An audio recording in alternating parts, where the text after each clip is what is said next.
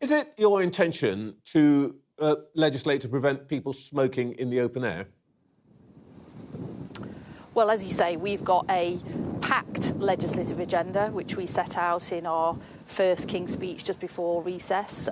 More bills announced in that packed agenda than any other incoming comparable government of recent times, and we've already got to work in delivering that, introducing a number of bills before recess, second reading of those bills. Some will complete their common stages next week on rail franchising, on fiscal responsibility, introducing second reading of Great British Energy so that we can keep people's bills lower over the long term, and we've got many more things to come on renters' rights, on employment rights, on tackling water bosses' bonuses. Yes. And one of the things that we will be introducing, as was in that King's Speech, was the smoking and vaping bill, as you described, that came from the previous government. Because yes. I think there has been a consensus for a long time now that we want to see a smoke-free country, because the health benefits of that and the benefits to our economy of a smoke-free country and a smoke-free generation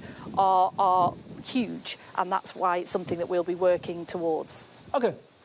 OK, I'm taking that to mean that you are working pretty rapidly towards a situation where people cannot smoke, for example, in pub gardens. The hospitality industry's representatives have said pretty clearly this is going to kill their businesses. After all, if you can't smoke in a pub garden, you might as well just get a keg and take it back to your flat and invite your mates around. Can you explain how attacking an industry that employs hundreds of thousands of people is going to contribute to growth, which you said is your central objective?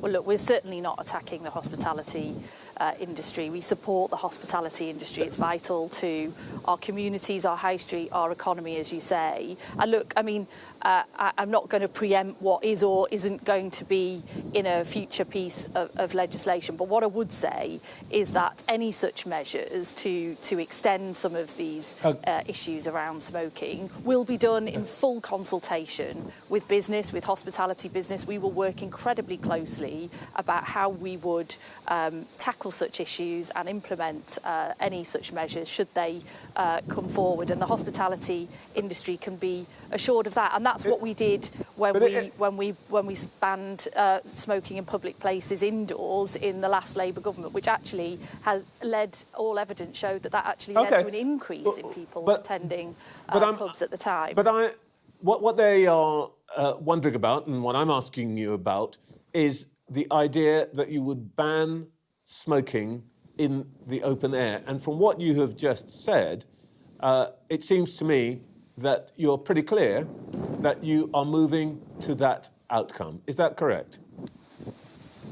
Well, look, as I've said to you, we've got a piece of legislation that's still being developed that's mainly based on the legislation that was brought in by the previous Conservative government, because there has been this consensus for some time that we want to get to a situation where people no longer smoke, and that's why increasing the age at which you can buy cigarettes is a key part of that. We also want to tackle this scourge of vaping, by the way, which is real blight for many We know about the people. past measures, but I'm really just asking you about what you plan in relation to smoking in the open air.